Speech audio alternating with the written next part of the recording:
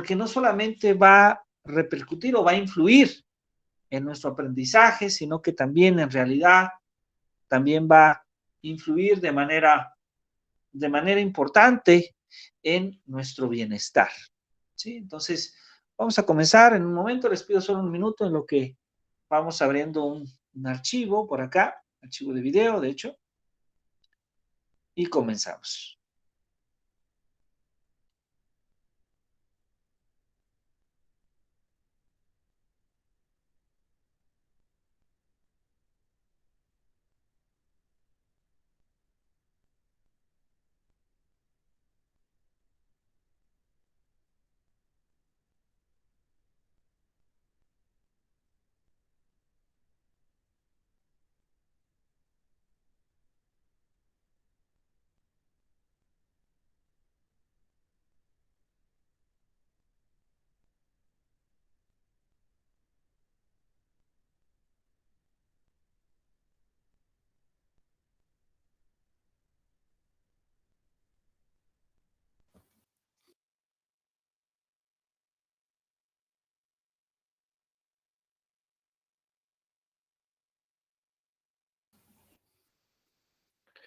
Muy bien, comenzamos en un momento.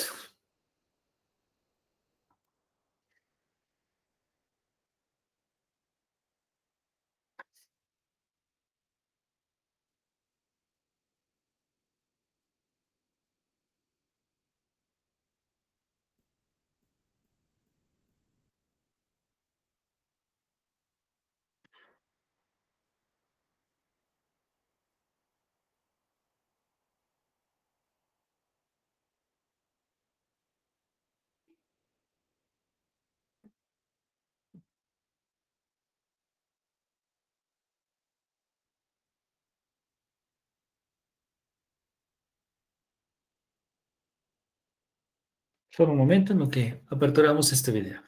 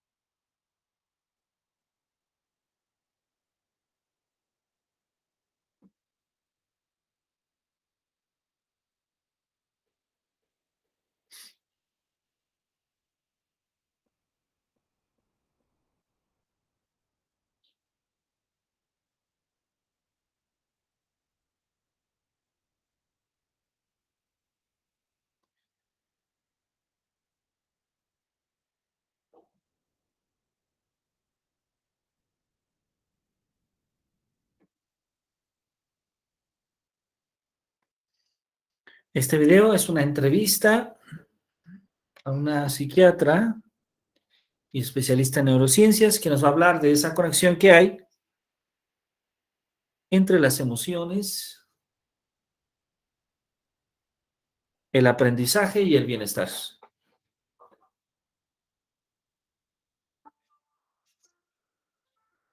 Soy Marian Rojas Estapé, psiquiatra y autora de Cómo hacer que te pasen cosas buenas. Y soy una gran apasionada del mundo de la mente, de las emociones y del comportamiento humano. Hola Marian, mi nombre es Mela. Muy bien, vamos entonces, ya pudimos abrir justamente nuestro video. Vamos ahora a compartir pantalla.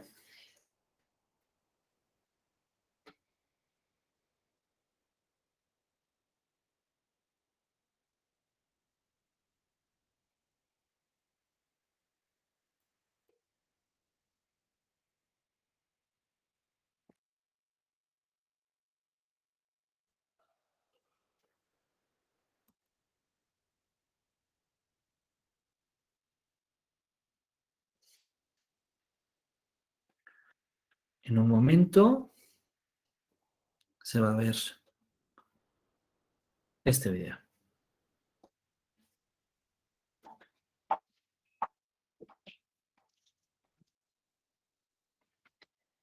Muy bien, ya lo pueden ver todos y todas. Ahora vamos a darle play.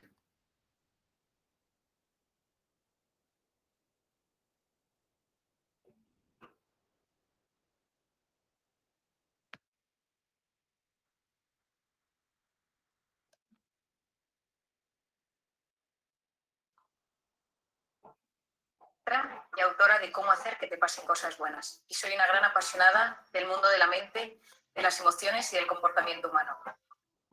Hola, Marian. Mi nombre es Melania, soy periodista y es un privilegio poder compartir contigo una charla sobre neurociencia, psicología e inteligencia emocional. Muchísimas gracias, Melania. Para mí es una alegría estar aquí. Tú que eres psiquiatra, has estudiado la mente y el comportamiento humano y dices que no hay atajos ni vías rápidas que aseguren la felicidad. Me gustaría que nos hablaras un poco más sobre esto. Estamos en un momento de la historia donde parece que existe una obsesión por ser felices. Como que hay atajos fáciles para disfrutar con esto y conseguirás la felicidad rápidamente, pero la felicidad no es eso. La felicidad depende del sentido que cada uno de nosotros le damos a nuestra vida. ¿Pero qué sucede? Que en una sociedad que ha perdido el sentido, en una sociedad que en muchas ocasiones ha perdido el rumbo, hemos sustituido el sentido de la vida por sensaciones. Esas sensaciones pueden ser masajes, comida, alcohol, redes sociales. No todo tiene por qué ser malo, pero es autodestructivo cuando sustituye el verdadero sentido de la vida. Cada vez se investiga más sobre este sentido de vida. Los japoneses lo denominan Ikigai. Y hoy en día se sabe que cuando existe ese Ikigai, ese sentido que uno le da a las cosas, uno puede tener mejor salud física y psicológica. Incluso mejoran los marcadores cardiovasculares, pero también mejora la felicidad. Cada uno de nosotros, todos los que nos están escuchando, tú y yo, Melania, estamos librando una batalla en algún tema de nuestra vida. Todos nosotros estamos sufriendo constantemente por algo. Un tema económico, un tema de salud, un tema familiar, un tema profesional. Siempre hay algo que nos preocupa y esas batallas nos marcan. Y cómo lidiamos con esas batallas va a marcar eso que denominamos felicidad. Porque la felicidad consiste en conectar con eso bueno que pasa cada día y que lo malo que sucede cada día, esas batallas, las sepamos gestionar de la mejor manera posible. Tiene un matiz con la plenitud. La plenitud es un estado donde yo noto que mis necesidades están cubiertas y no quiero nada más. Por lo tanto, uno puede estar sufriendo mucho, pero ser feliz en ese momento, porque sabe conectar con lo pequeño y bueno que me va sucediendo cada día. Es decir, la felicidad está en conectar con las cosas pequeñas que van surgiendo en el día a día. Te he leído en varias ocasiones que muchas veces el antídoto para el sufrimiento es el amor.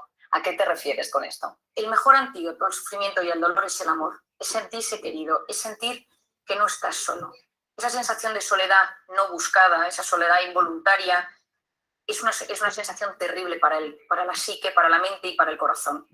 Y por eso en muchas ocasiones, cuando uno está solo, tener a alguien, una persona vitamina, una persona que te apoye, una persona que te escucha, que no te juzga, que te entiende, a que le cuentas algo y automáticamente te hace sentirte mejor.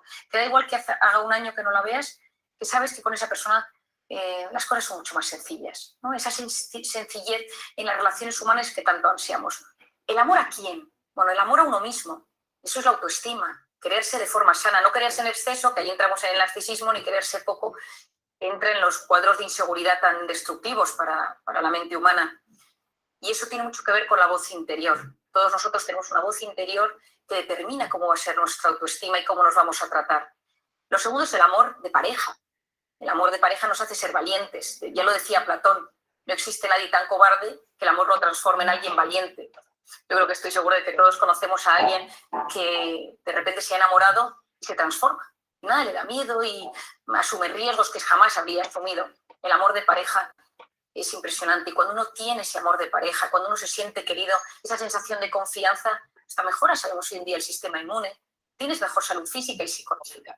El tercero es el amor a los demás, la cooperación, la solidaridad, el amor a tus padres, a tus amigos, a tus hermanos, a incluso a la gente de tu trabajo. Cuando uno está en armonía con las personas de su entorno, es capaz de mitigar los efectos que el estrés puede producir en él. Si tú vives ansioso o preocupado por algo, un tema económico, pero te sientes querido, el estrés que eso te produce es mucho menor. Luego tenemos el amor a las creencias y a los ideales. Las ideas se tienen, las creencias se está, decía Ortega y Gasset. Cuando crees en algo y amas tus creencias, tienes fuerza, tienes fortaleza y superas casi todo. Y finalmente, el amor a los recuerdos. Yo creo que quizá de todos los amores es el que me parece más diferente y por eso siempre me encanta hablar de él. Hace unos años, Susumu Tonewaka, premio Nobel de Medicina, descubrió que cuando una persona recuerda algo con intensidad, el recuerdo de esa imagen, que es placentera, activa los mismos mecanismos en el cerebro que cuando esto sucedía en la realidad. Esto es mágico.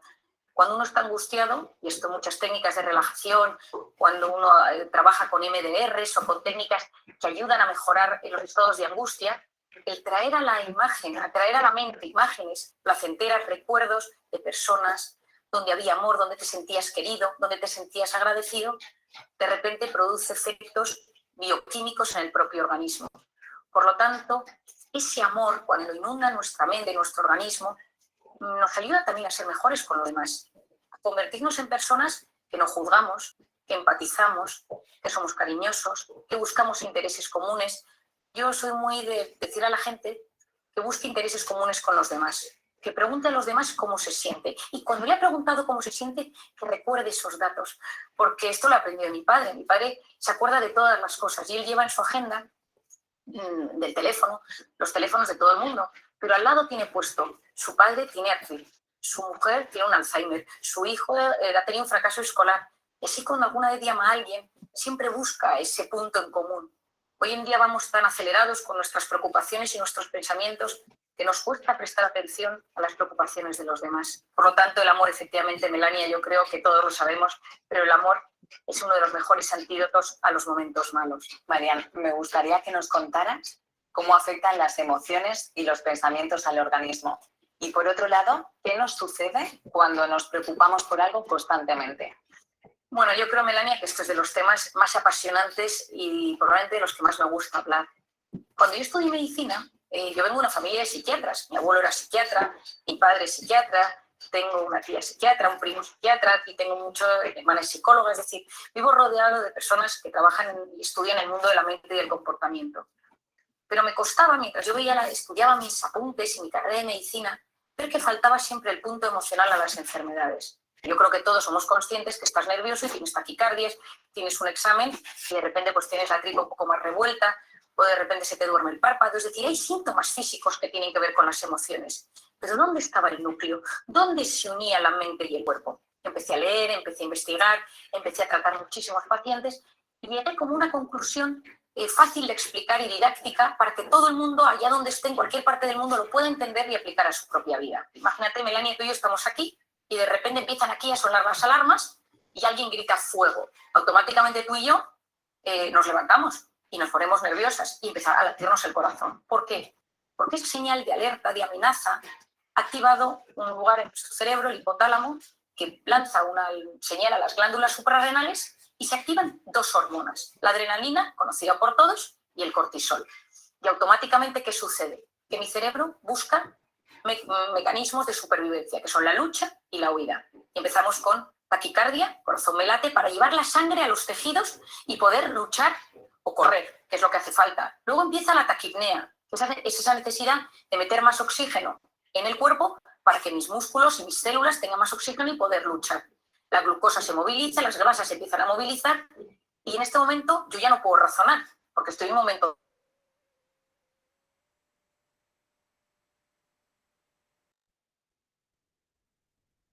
de alerta. Y la corteza prefrontal, que es la que se encarga de reflexionar, de pensar, de buscar un hipocampo, que es la zona de los recuerdos y donde almacenamos los datos, es hipersensible al cortisol y por lo tanto nos falla la memoria y tenemos como lagunas en lo que queremos hablar. Ese pico de cortisol va a tardar varias horas en volver a su estado original. ¿Por qué es esto tan importante, Mel? Porque ese estado de cortisol que se eleva, ese estado de cortisol va a cambiar nuestro organismo. El cortisol es una hormona cíclica. Por las noches es baja y tiene que ser bajita para que yo pueda dormir. Y a lo largo de la noche sube hasta las 8 de la mañana, más o menos, que tiene su pico más alto. Y a las 8 de la mañana vuelve a bajar para hacer frente a los desafíos del día a día. Pero ¿qué pasa si vivo preocupado por algo constantemente? Aquí entra una de las ideas más importantes que te voy a transmitir hoy. Y es que mi mente y mi cuerpo no distinguen una amenaza real de una imaginaria. Ante algo físico real que me sucede, la alarma, que me atraquen por la calle, que me llamen para decirme que mi hijo está enfermo, que me digan que mi padre está ingresado, esa activación del cerebro por algo real se produce de forma muy similar si yo estoy sentado en mi trabajo, en mi casa, y empiezo a pensar, ¿y si me cuestan las drogas? ¿Y si no llego a fin de mes? ¿Y si me atracan por la calle? El 90% de las cosas que nos preocupan nunca, jamás suceden. De hecho, es el 91,4%. Pero mi mente y mi cuerpo lo viven como si fuera real. Es decir, tanto lo que me sucede como lo que me preocupa tiene un impacto directo en mi mente. Y esto es clave. Porque si más del 90% de las cosas que nos preocupan no suceden, eso lo que va a significar es que yo voy a inducir en mi organismo un estado de alerta mantenido. Lo que yo denomino de forma sencilla una intoxicación de cortisol. Y empiezo a inducir a mi organismo a entrar en lo que denominamos el sistema nervioso simpático, que es ese estado de alerta donde se segrega cortisol. Y esa intoxicación de cortisol va a generar cambios a 3 niveles en mi organismo. A nivel físico, se me cae el pelo. ¿Por qué se me cae el pelo? Porque cuando uno está en un estado de alerta, en un estado de amenaza, es como si estuviéramos en las trincheras. Y entonces el organismo lo que busca es que los recursos del organismo se utilicen de la mejor manera posible. Entonces, si tú estás en guerra, si tú estás en una batalla, si te persiguen por la calle, pues el pelo no es un organismo primario para hacer frente a ese desafío. Y por lo tanto, de repente, empiezas a perder pelo. El cortisol inhibe la correcta recuperación del folículo piloso o de los fibroblastos en la piel, y por lo tanto aparecen las temidas arrugas, las manchas, la piel cambia de color. Por otro lado, empiezas a sentir sensación de opresión en el pecho constante, falta de aire, te cuesta respirar, tienes problemas a nivel gastrointestinal, que lo explicaré con más detalle, la musculatura la tienes tensa porque vives siempre a punto de salir corriendo o a punto de luchar. Y entonces, si de repente haces un movimiento un poco extraño, puede ser que tengas una contractura o que te quedes en el sitio o que notes que te duele todo el cuerpo, cuerpo pesado, cuerpo que te cuesta mover, te notas como más rígido. Esto a nivel físico, pero también el cortisol altera el funcionamiento de los estrógenos, de la progesterona o de la testosterona. Cuando uno conoce cómo funciona esta hormona, sabe que uno cuando vive intoxicado de cortisol, en el cuerpo suceden muchos temas. Pero hay uno clave, Melania, que te quiero explicar. Y es que el estado de estrés mantenido lo que va a hacer es modificar el sistema inmunológico. Y para mí aquí está la clave. En un momento de estrés puntual, el cortisol actúa como antiinflamatorio. Pero cuando el organismo vive constantemente en un estado de estrés crónico, lo que sucede es que se disocia el sistema inmunológico, la inflamación, el cortisol y el cuerpo, y lo que sucede es que nos empezamos a inflamar. Gastritis, gastroenteritis, amigdalitis, colon irritable, dermatitis, es decir, entra una inflamación latente, ligera, leve en el organismo, que es muy peligrosa. Porque cuando entras en un estado de inflamación en el cuerpo, puede desencadenarse muchísimos problemas físicos y psicológicos. Y entra, por ejemplo, en el aparato intestinal, que yo creo que todo el mundo lo nota. Hoy en día sabemos que es el segundo cerebro. ¿Por qué? Porque está rodeado de una potente red neuronal y tiene un impacto directo. Lo que pienso, lo que siento, tiene su impacto en el organismo. Quien no tiene un examen, de una cita romántica, una cita de trabajo y sabe que sus tripillas ese día le mandan una señal de que algo está pasando. Al lado de los intestinos, ahí están las arterias y las venas, por donde lo que yo voy comiendo, lo bueno, se va a ir por allí para nutrir a todo mi organismo. Y dentro del intestino, dentro de la luz, están las vellosidades intestinales, por donde se absorben los nutrientes, y la famosa microbiota, clave. Hoy en día es uno de los grandes temas que estamos estudiando con más profundidad. Yo soy una gran apasionada de la microbiota. Es el conjunto de bacterias, de microorganismos buenos y malos que ayudan a que ese equilibrio sea bueno para la absorción de nutrientes, para integrar las sustancias dentro del organismo. Hoy en día es clave, pero sabemos que los estados de estrés mantenidos por ese famoso cortisol o por lo que comemos va a modificar la microbiota. ¿Y cuál es el problema de esto? Que a través de esas heridas entran cosas entre comillas, dentro de la sangre que no deberían entrar. Es decir, el filtro, la permeabilidad intestinal está dañada y entran cosas en la sangre que no deberían entrar y que son tóxicas para el organismo. Y hoy en día sabemos que están en la causa de algunas enfermedades neurológicas o neurodegenerativas. Pero por otro lado, estás fermentando, estás con la microbiota alterada y eso lo que genera es gas y tienes esos hinchazones abdominales y esos gases tan molestos. Es decir, algunas veces cuando las personas me preguntan ¿cómo sé si estoy inflamado? Yo le digo, mírate las encías, porque es un gran... si uno se lava los dientes y nota la sangre, o mira si, por ejemplo, tienes la tripa hinchada, o cómo te sienta lo que comes. Y te vas a dar cuenta si ahí tienes ese estado de inflamación. A nivel psicológico, lo primero que me sucede es que estoy irritable. Saltas a la mínima. Estás en un estado de alerta y estás mucho más vulnerable y mucho más susceptible. Lo segundo que te sucede es que no duermes bien.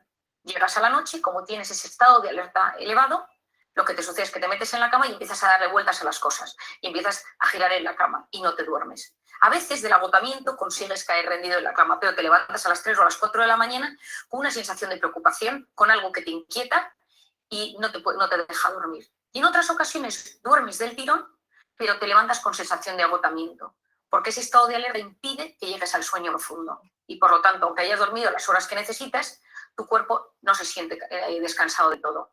Y luego, en muchas ocasiones, te puedes poner triste. Y esta es otra idea importantísima, Mel, que te quiero transmitir hoy. Muchas depresiones provienen de estados de alerta permanentes. Y aquí lo voy a puntualizar.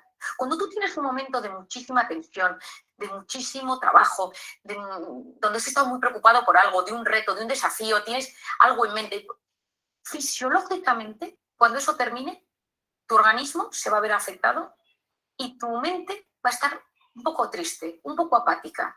Yo me acuerdo cuando mi marido terminó y aprobó sus oposiciones, el preparador me dijo, a mí lo que más me sorprende de los que se preparan a las oposiciones es que aprueban o suspendan, los meses siguientes están tristes, están como apagados. ¿Por qué es eso? Porque fisiológicamente, cuando el cerebro ha estado luchando contra algo mucho tiempo y eso termina, de repente está triste, está apagado, está apático. Es decir, cuando uno conoce, cuando uno entiende todo esto, comprender es aliviar. Y cuando uno comprende por lo que pasa en su mente, uno se siente aliviado. Porque si no, lo que sucede es que uno es esclavo de síntomas físicos, psicológicos, y va como perdido por la vida.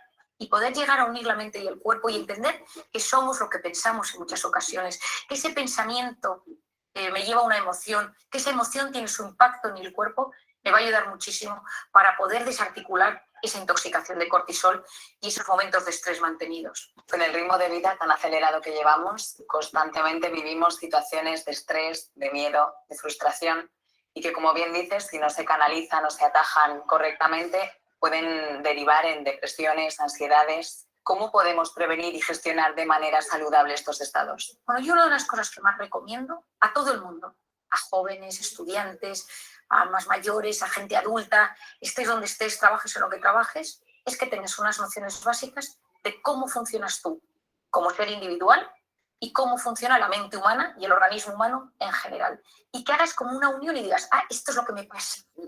Si tú eres de los que tienes problemas de espalda, tienes que saber que tus momentos de estrés, la espalda es la que te va a mandar señal de aviso. Si de repente eres de los que tienes visión borrosa o de los que tiendes a tener cambios en la piel o de los que te cambia el aparato intestinal o de los que somatizas a nivel neurológico y te tiembla el párpado o se te duermen las manos, vas a entender mucho mejor el funcionamiento de tu cuerpo y de tu organismo. Lo primero es conciencia de uno mismo. ¿Quién soy yo? ¿Cómo es mi forma de ser? ¿Soy tímido? ¿Soy sensible? ¿Soy impulsivo? ¿Soy obsesivo? ¿Soy perfeccionista? ¿Le doy muchas vueltas a todo? ¿Soy desconfiado? ¿Soy dependiente de la opinión de los demás? ¿Soy inseguro? Y a nivel psicológico, quizás soy de los que tengo ansiedad o ataques de pánico o me pongo triste. Y hacer como un pequeño diagnóstico de uno mismo. Para mí esto es clave. ¿Cuáles son los factores que me estresan? ¿Cuáles son los factores que me ponen en modo alerta? ¿Cuáles son los factores que me meten en el sistema nervioso simpático, en ese cortisol del que hemos hablado? Pueden ser personas, cosas, recuerdos, momentos, circunstancias, pero cuando uno conoce cuáles son sus factores de estrés, vas a ver cómo se transforma tu personalidad ante el estrés. Por ejemplo, el sensible, cuando está bajo un factor de estrés, se convierte en una persona muy vulnerable. Ahora estoy bien, ahora estoy mal, ahora estoy bien, ahora lloro, ahora estoy angustiado, ahora vuelvo a estar bien. El tímido, cuando está bajo factores de estrés, se bloquea. El impulsivo, bajo factores de estrés, es más agresivo. El que le da vueltas a las cosas, bajo factores de estrés, es más obsesivo y entra en pensamientos en bucle. El perfeccionista, cuando está estresado, tiene una sensación de insatisfacción vital, porque nada está a la altura de lo que quiere. Cuando uno se comprende, se siente aliviado. Entonces, cuando me preguntas qué nos puede ayudar, hacer este esquema. Yo a todos mis pacientes les hago este esquema. ¿Cómo eres tú? ¿Cuáles son tus factores de estrés? ¿Y en qué se transforma esto? Cuando entiendes tu cuerpo, cuando entiendes tu personalidad, es mucho más fácil hacer frente. Lo segundo es vivir una vida lo más antiinflamatoria posible. Es decir, la gente va inflamada por la calle. Yo siempre digo que si tuviéramos un detector de inflamación, el detector se rompería, porque la gente más que nunca va con tanta incertidumbre, con tanto estrés, que hay un estado de inflamación latente en la sociedad. Yo creo que siempre digo, te lo digo a ti también con cariño, aunque nos vaya a escuchar mucha gente, que hay que tener cuidado con la comida, pero tampoco sin obsesionarse. Pero comer con mucha salud, ¿sabes? Con conocimiento de lo que a uno le sienta bien y mal, conocer las cosas. Es verdad que hoy en día se ha demostrado que mucha alimentación inflama y altera el organismo y, por lo tanto, intentar comer lo mejor posible y tener, pues, que la comida mala sea la excepción y no la regla. Segundo es el hábito del sueño. Hoy en día es clave. Cuando uno duerme mal, la probabilidad de que todo se desbarajuste es altísima, porque durante el sueño reparamos nuestra mente, reparamos nuestro organismo, reparamos nuestro sistema inmunológico, nuestro hipocampo, zona de archivo de los recuerdos, se soluciona, es como que todo se va poniendo en orden. Y cuando uno no duerme, y hoy en día dormimos muy mal, por la pantalla, por especulaciones, etcétera, esto nos altera. Y un par de ideas para dormir bien. Lo primero, evitar las cenas copiosas. Con el alcohol, esto siempre va a hacer que durmamos peor. Segundo, cuidado con la pantalla. La luz de la pantalla transmite un tipo de luz que inhibe la correcta secreción de la melatonina, que es básica para dormir bien. Por lo tanto, cuidar ese sueño. El sueño va a ser un tema básico. Y luego, otra cosa que yo creo que puede ayudar en este mundo que llevamos es tener vías de escape sanas para esos momentos de estrés. El ejercicio básico, con el ejercicio desmembramos ese cortisol y casi que lo evaporamos del organismo. Cuidado con el ejercicio excesivo, que ahí te pones en modo alerta, pero yo hablo del ejercicio normal y saludable que todos conocemos. También recomiendo la educación de esa voz interior, es decir, cuidado, porque sabemos ya que esa voz interior va a tener un impacto en mi vida, entonces que mi voz interior sirva para apoyarme y no para hundirme, hacer un diagnóstico, cómo me trato yo. Lo tercero es las personas con las que me rodeo, cuidado, que a veces parte del problema es que vivo rodeado de personas que me meten en modo alerta.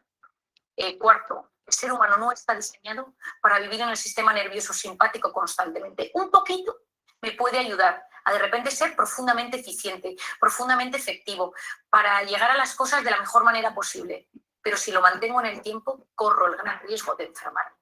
Por eso lo importante es salir de vez en cuando de ese modo alerta, de ese sistema nervioso simpático, al parasimpático, al de la meditación, el de la relajación, el de la respiración, la conexión con uno mismo, conexión con los demás, conexión con lo grande, con la trascendencia, porque cuando soy capaz de desconectar del modo alerta para conectar con el modo relajación o con el modo parasimpático, recupero mi organismo, recupero mi mente, recupero mis habilidades, incluso recupero mi sistema inmunológico para volver a hacer frente a los desafíos que me van surgiendo en el día a día. Supongo que somos muchos los que tenemos una gran curiosidad por el funcionamiento del cerebro y a mí me gustaría que nos contaras alguno de sus procesos para entrenarlo y que nos ayude a mejorar nuestra calidad de vida. En el cerebro pasan muchas cosas, ¿no? Y entonces la gente viene y cuando viene a consulta te pregunta, ¿no, María, me ha pasado esto? ¿Por qué? ¿A qué se debe? ¿No? Y cuando se lo explicas, oye, hay una sensación de alivio, ¿no? O sea, esto tiene un sentido, no es que me estoy volviendo loco, no es que mi cabeza o soy un tipo raro. Y entonces cuando a la gente le explicas que hay cosas que son, no digo que comunes, pero sí frecuentes o que tienen una explicación neurocientífica, te sientes mucho más aliviado. La suerte que tenemos es que hoy en día la mente y el cerebro se está investigando cada vez más. Y hay una búsqueda de respuestas, el cerebro es el gran desconocido, pero vamos entrando, aprendiendo, gestionando y es alucinante. A mí me encanta estar lo más al día que puedo de todo lo que va sucediendo. Cada vez que algo nuevo se descubre, pues te llenas en un mundo apasionante que en mi caso particular siempre pienso, ya esto a ver cómo se explica a la gente, ¿no? Porque es todo tan, a veces, tan difícil de entender porque la mente... Pero bueno, yo te contaría cosas, ¿no? Pienso, por ejemplo, en el famoso secuestro de la amígdala, que muchas veces la gente me pregunta de qué se trata. El secuestro de la amígdala es una respuesta automática de la mente ante algo que sucede y tienes una reacción desproporcionada. Y es como que la amígdala en ese momento tiene una comunicación con el hipocampo, que es donde están los recuerdos. Y la amígdala es donde está la emoción, la ansiedad, la angustia, donde reaccionamos. Y ese canal de comunicación tiene que ser lo más sano posible. Entonces, si de repente hay un recuerdo que no se ha quedado bien archivado, si de repente vuelves a algo relacionado con ese recuerdo no bien archivado en tu hipocampo, la reacción en la amígdala va a ser fortísima.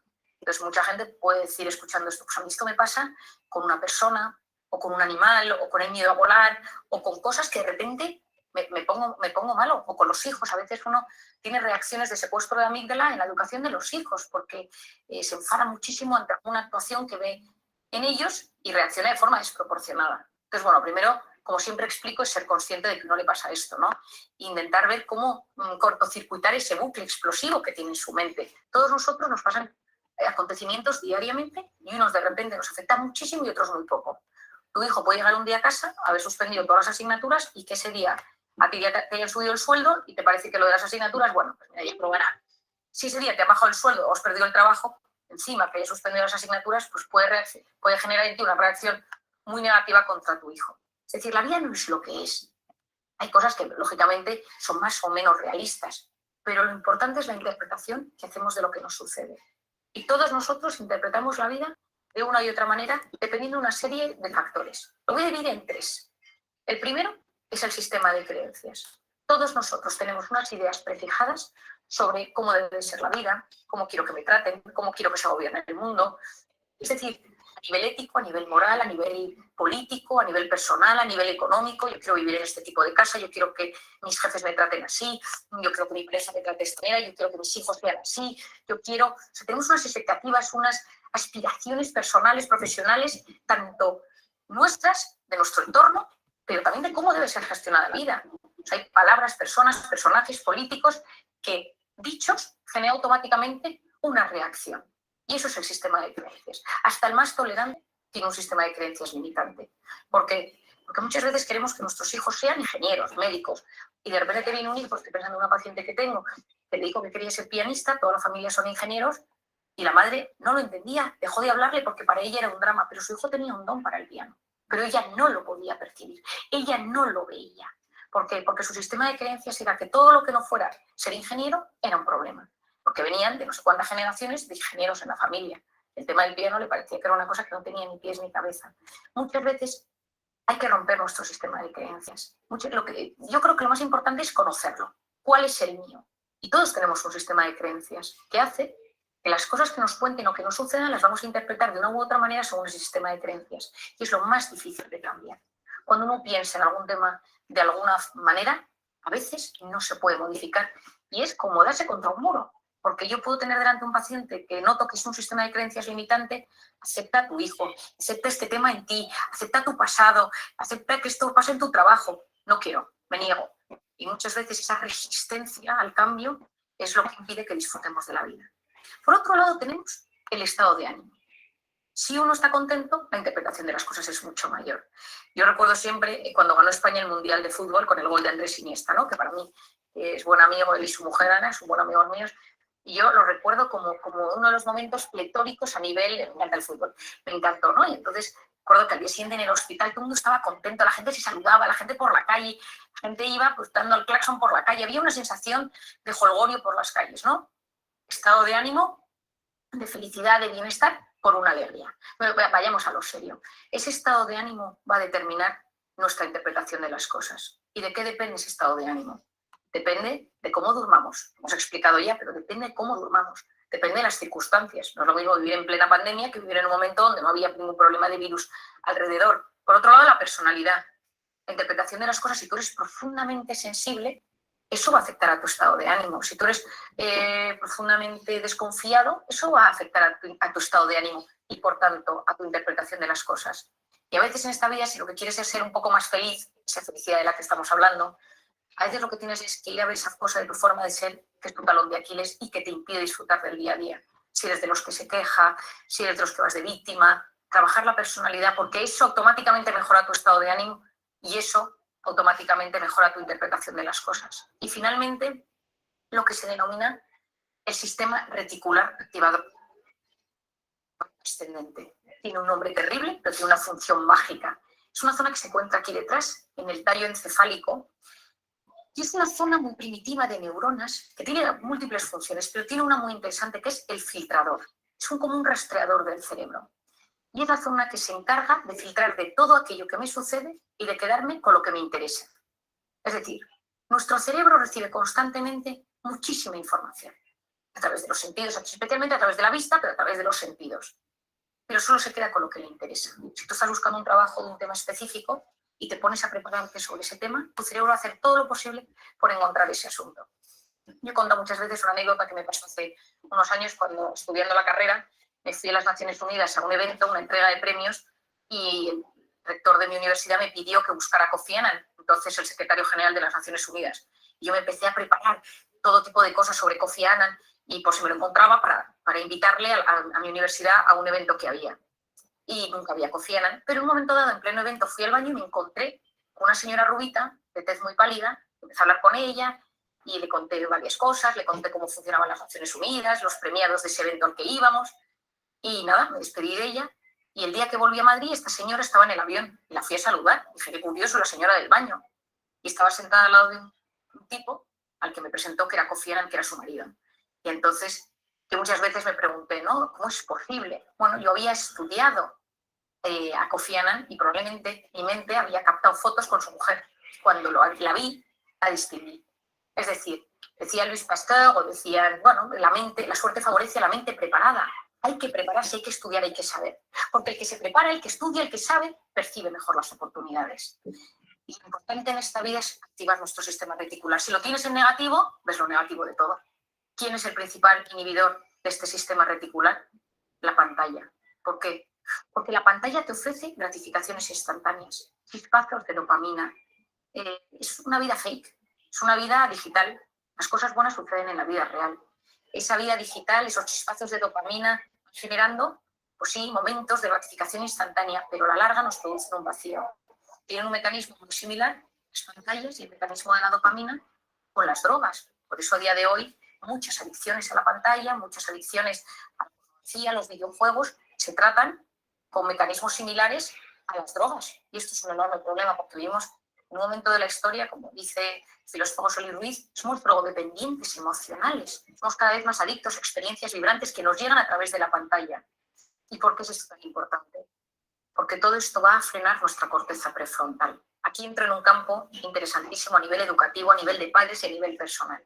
La corteza prefrontal, que ya hemos hablado de ella en varios momentos, es una zona fundamental para la atención, la concentración, la resolución de problemas y el control de impulsos. Es la zona que nos hace ser seres superiores, que nos ayuda a prestar atención a lo que queremos, a estar quietos en un sitio y escuchar, a estar en una pastelería, yo que soy muy dulcera, y no comerte los bombones mientras te los están sirviendo, sino que controlas esos impulsos, te gestionas por dentro.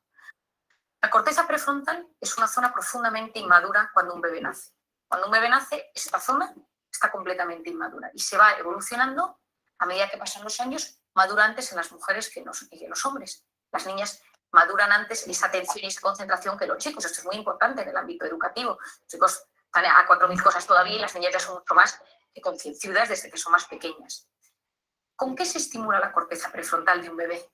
Con 3 cosas: luz, sonido y movimiento. ¿Quién no ha visto a su bebé que de repente ve pasar a su padre o ve una luz que se enciende o una musiquita y va girando la cabeza? ¿Qué es lo que queremos nosotros para ese niño? Que a medida que se vaya haciendo mayor, este niño también preste atención a objetos inmóviles, a un profesor que le habla, a un adulto que le habla, a un amigo que le está contando una historia, que esté quieto en la salita de espera del médico, que sea capaz de leer un libro quieto. Es decir, que esa corteza prefrontal vaya madurando y no solo se active la atención con la luz, con el sonido y con el movimiento, sino también pues de repente conecte con una puesta de sol, con un cuadro, con una música, etcétera, ¿no? Es decir, con cosas distintas. Pero si tú a ese niño le pones una pantalla desde que es muy pequeño, ¿qué es la pantalla? Luz, sonido y movimiento. Lo que sucede es que su atención se va a ver estimulada por una herramienta externa, que es ese dispositivo. Y el cerebro funciona con un mecanismo que se denomina use it or lose it. O lo usas o lo pierdes. Si nosotros utilizamos solamente Wikipedia para encontrar datos, lo que sucede es que nuestro hipocampo, zona de la memoria, cada vez va a funcionar peor. Si uno usa Google Maps o Waze para orientarse siempre, pues cada vez nos orientaremos peor. Cuanta menos actuación tenga nuestro cerebro per se, peor va a funcionar en esa herramienta estrictamente particular. Si nosotros conseguimos trabajar las cosas, prestar atención, fomentar nuestra orientación, fomentar nuestra memoria, vamos mejorando la neuroplasticidad cerebral. Es decir, estamos en un momento donde la neuroplasticidad cerebral, que es la capacidad de generar nuevas neuronas. Yo cuando estudié medicina, las neuronas que teníamos eran las que teníamos y no había forma de generar más. Hoy en día sabemos que la ilusión, tener ilusión en la vida, consigue que se produzca una migración de neuronas hacia el hipocampo, que es la zona del aprendizaje. Es decir, hoy sabemos que hay mecanismos para mejorar esas conexiones neuronales, que si potenciamos alguna zona de nuestro cerebro, esa zona va a funcionar cada vez mejor. Pues en el tema de la atención, yo creo que a día de hoy, que nos encontramos en un momento de la historia donde hay una crisis de la atención, gente no sabe prestar atención por muchos factores, porque vivimos hiperestimulados, porque no nos da tiempo, porque es una cosa y otra cosa y otra cosa, porque te tomas un caramelo y ese caramelo tiene 4 sabores distintos, vas a un sitio y pasan 74 cosas, entonces no conectas sensorialmente con algo puntual, sino que todos son muchas emociones y sensaciones, y todo ello con la pantalla de por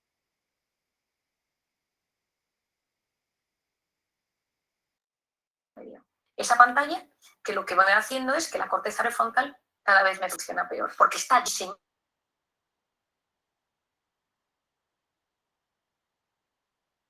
de la creatividad y no sabes gestionar el estrés, eso va a determinar tu calidad de vida. Una persona con voluntad llega más lejos que una persona inteligente y la voluntad se encuentra en la corteza prefrontal. Entonces, ¿qué recomiendo yo para fortalecer la corteza prefrontal? La voluntad es la capacidad de posponer la recompensa. Hoy en día estamos en un momento donde lo quiero todo y ahora, y quiero sentir ahora, y quiero la gratificación instantánea ahora. Es decir, en vez de que yo lo quiero todo ahora, comida, lo que necesito, yo fortalezco mi voluntad poniéndome pequeños retos. Esta semana no como esto. Esta semana no voy a ver esta serie, solo voy a ver un capítulo. No voy a comprarme nada aquí, no me voy a meter más que tantos minutos en Instagram. Es decir, me voy educando mi corteza prefrontal, voy educando mi voluntad y soy capaz de llegar mucho más lejos en la vida. ¿Y eso qué me va a ayudar? Uno, que cuando me aburro y dejo que mi mente se vaya y que vaya y venga y tal, ningún gran descubridor llegó a sus resultados y a sus conclusiones en un momento frenético. Nunca. Uno estaba bajo un árbol y vio caer una manzana, el otro paseaba por los jardines de Atenas, otro... Es decir, en un momento de paseo, de parasimpático, de relax, de repente, clink, salió una idea. En un momento de estrés frenético, no llegas a los grandes temas de la vida. Vas de forma superficial y no profundizas. Al hilo de lo que comentas sobre la atención, en mi círculo más cercano tengo varios amigos, profesores y profesoras con las que hablo muchísimo de este tema. ¿Podrías darnos algunas pautas para mejorar la atención, la concentración y sobre todo esa fuerza de voluntad que comentas que es tan necesaria en las aulas? Bueno, es que hay un tema interesantísimo y es que nosotros esculpimos nuestro cerebro en tiempo real según a qué prestamos atención. Por eso, hoy en día, según a lo que prestamos atención y la capacidad que tengamos de concentración, de atención y esa fuerza de voluntad, va a determinar en gran parte nuestra calidad de vida, nuestra calidad intelectual, nuestra calidad cognitiva, las notas de clase, pero no solo las notas, sino la capacidad que tenemos de disfrute, de conectar con las personas, con el conocimiento, con la naturaleza.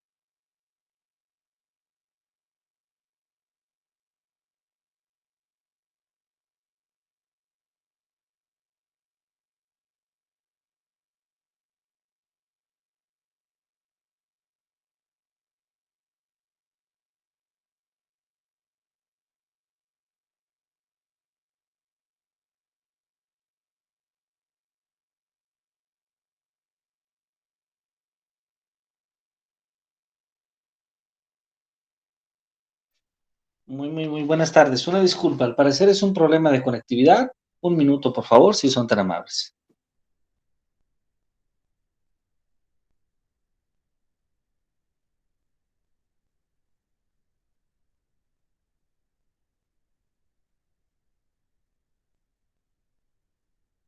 Muy bien, ya en un momento se vuelve a conectar. Una disculpa. Al parecer mi computadora se desconectó. Esa es la razón por la cual dejó de transmitir el video.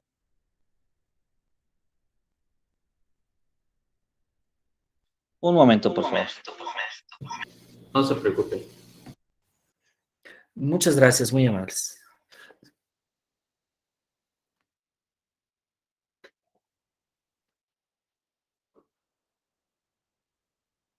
Ok, perfecto. Ya estamos de nuevo.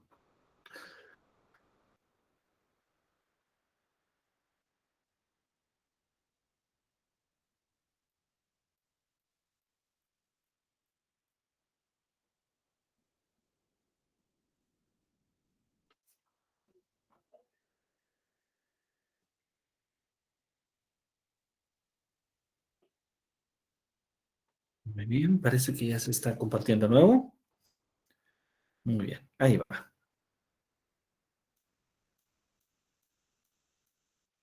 Sí. Tomar la decisión, y esto puede ser un ejercicio de clase, un ejercicio personal, decir, hoy me voy a fijar en 3 cosas buenas que me sucedan. Y hablar de esas 3 cosas. Basta mirar algo con mucho interés para que se vuelva interesante. Una cosa que puede ser una cosa muy pequeña, que estás en la calle, te sientas en un banco, ves a alguien pasar, estás en clase, te fijas en un compañero, en la profesora o en el profesor, en algo que te están comentando, y eso lo trabajas y lo hablas y lo piensas y lo meditas e incluso lo escribes, eso te puede ayudar a fortalecer tu atención. Otra cosa es saborear. Saborear desde los sentidos. A veces estamos aturdidos de tanta hiperestimulación. Entonces, de repente comer algo y decir, esto sabe, ¿no? Y si hay una mezcla, pues esto, aquí hay tomate, aquí hay queso, aquí hay macarrones, aquí hay guisantes. Es decir, ¿qué saben las comidas? El frenar ese aturdimiento para de repente saborear los sentidos en los niños es algo mágico. De repente decir, silencio, ¿qué escucháis? Un coche de bomberos, un coche de policía, una música, una melodía, el grito de alguien. Eso ayuda a que los sentidos tomen más importancia y yo frene todo para enfocarme en algo particular. Y cuando uno consigue enfocarse en algo particular, está fortaleciendo su capacidad de prestar atención. Enseñar a los niños a discriminar, a saber dónde está el bien y el mal, a saber dar pilares seguros de criterio. Porque si no, te metes en Internet y no sabes dónde está lo bueno y lo malo. No sabes dónde te están engañando y dónde no.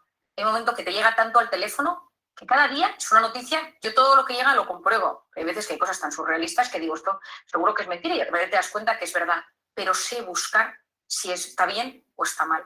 Yo creo que el aula tendría que ser ahora mismo un lugar donde enseñar a buscar si está bien o está mal, para profundizar, para filtrar de todo lo que nos llega lo que realmente vale la pena y no aturdir a esa corteza prefrontal que llega un momento donde no es capaz de leer un libro, no es capaz de enterarse de una conversación.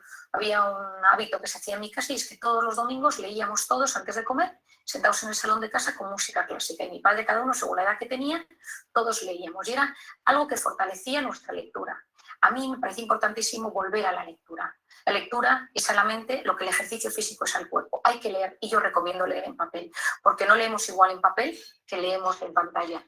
En papel leemos con más profundidad y ya lo sabemos hoy en día. Cuando uno tiene el papel, el libro va pasando la página, hay algo que surge en el cerebro donde es capaz de meterse mejor en la historia. Es verdad que con tal de leer, yo que la gente lea donde quiera, ¿no? Pero yo lo recomiendo. Y sobre todo que cuando leemos, por ejemplo, noticias, hay tantos anuncios y tantas cosas que salen que nuestra capacidad de dispersión es altísima. Y esa famosa multitarea, de la que tanto nos han hablado, no es tal. Es una alternancia continuada de la atención.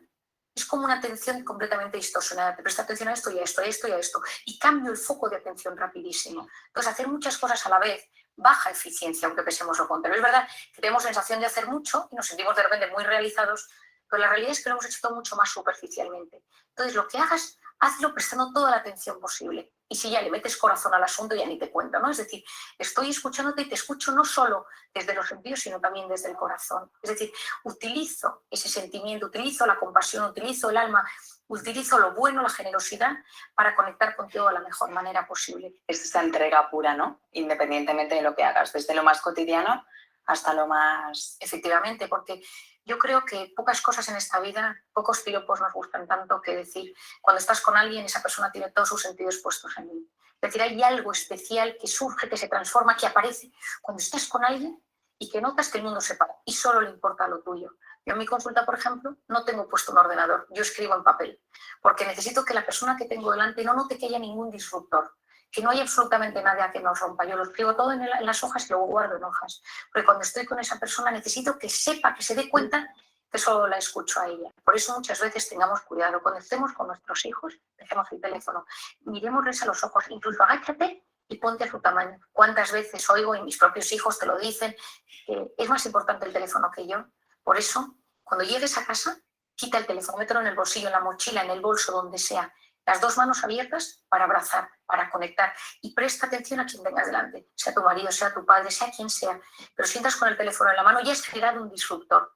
Y ya has generado que esa conexión, esa capacidad de prestarle atención al de enfrente, donde surge la empatía, donde surgen esas neuronas y espejos que se activan, tú sonríes, yo sonrío, te abrazo, y todo eso maravilloso, ese momento tan especial, todo se ha distorsionado porque una mano está ocupada o porque estoy terminando de mandar algo que probablemente es terciario.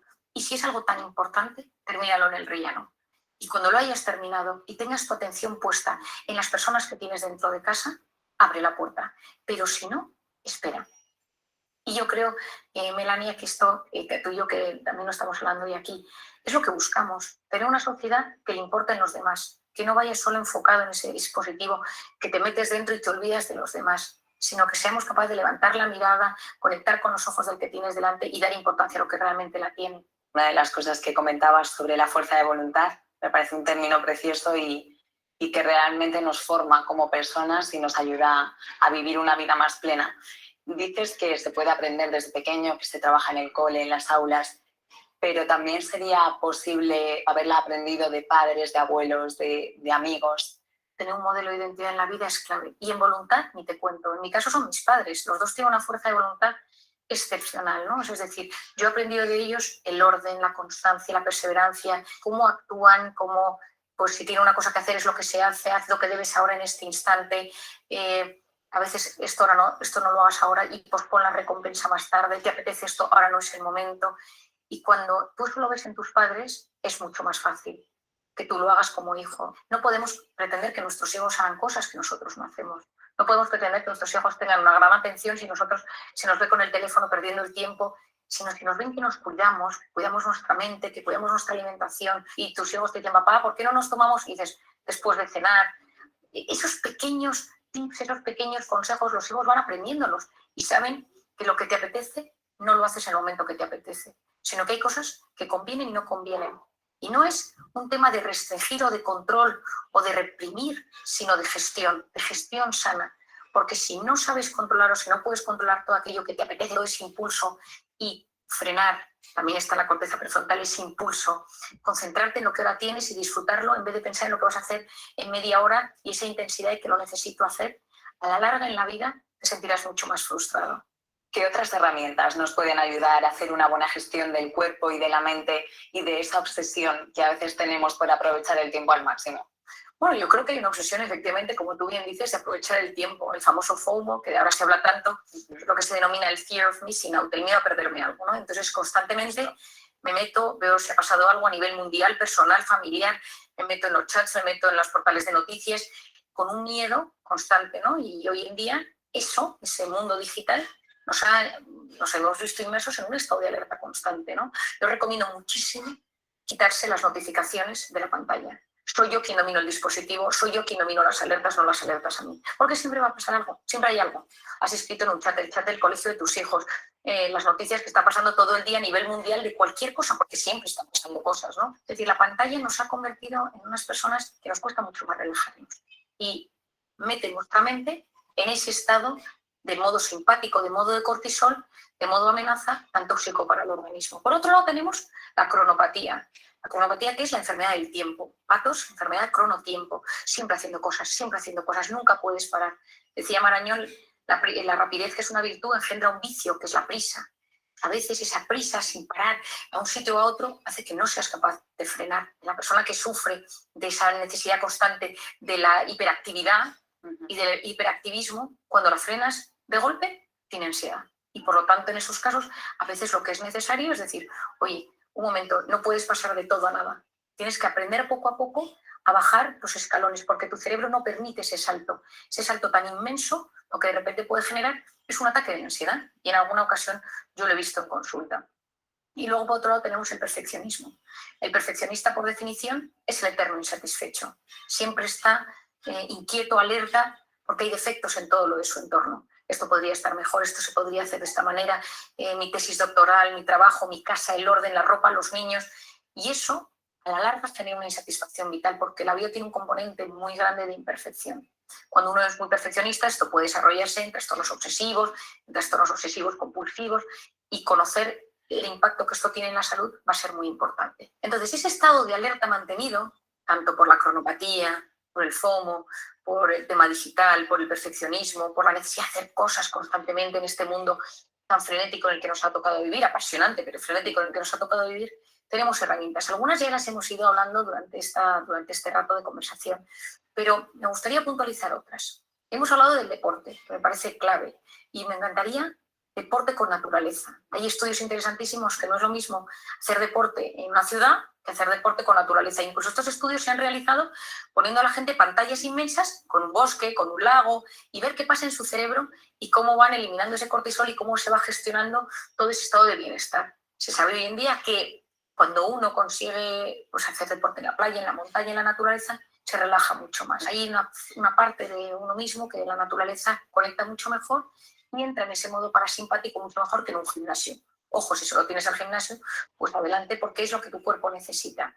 Por otro lado, me parece fundamental todo el tema de aprender a conocer nuestro cuerpo y conocer cómo va somatizando mi cuerpo. Entonces, como el primer mecanismo ante la angustia es hiperventilar, la taquipnea, esa necesidad de generar más oxígeno en el cuerpo, esas taquicardias, hoy en día conocemos una manera fácil, entre comillas, de frenar ese estado rápido de taquicardias o estado de alerta. ¿Por qué? Porque como hemos hablado al principio, cuando yo noto una amenaza, lo primero que sucede es que mis pulmones y mi corazón cambian su forma de latir. De repente meto bocanadas de aire mucho mayores, tengo respiración mucho más entrecortada y superficial, pero lo que sucede es que entra más oxígeno del que debería y todo el cambio del oxígeno y el CO2 en mi cerebro va a generar desde esa visión borrosa, los hormigueos, esa sensación de malestar tan conocida. Es decir, ese estado físico de tantísimo malestar en un primer momento tiene mucho que ver con ese oxígeno y con ese CO2 que sale y entra de forma disruptiva en mi organismo. Por lo tanto, si en ese momento uno aprende a respirar de forma profunda y con conciencia, es capaz de generar un estado de calma dentro de sí. Y esto tiene mucho que ver con varios músculos de mi cuerpo, entre ellos el diafragma, que es el encargado de que todo esto suceda. Cuando yo respiro profundamente y mantengo la respiración unos segundos y luego la saco con profundidad y ya si soy capaz de ponerle un pensamiento positivo, yo siempre digo pensar en alguien a quien quieres mucho o un pensamiento de agradecimiento, de repente al cabo de unos minutos mi cuerpo funciona mejor. Al final no deja de ser un movimiento físico donde nosotros vamos trabajando diferentes tipos de respiración, mantener la respiración que al principio cuesta, pero como un hábito, incluso para dormir por las noches. Yo a muchas personas cuando no consiguen descansar les digo que hagan alguna técnica de respiración antes de dormir y cómo su organismo consiguen ponerse en ese estado de calma bajando al sistema nervioso parasimpático. Yo recuerdo en una ocasión estaba en un avión y una señora oí por detrás que tenía mucho miedo a volar y que gritaba y a otro lado decía, pero que respire. Y le decía, no, si lo que pasa es que estoy respirando demasiado, ¿no?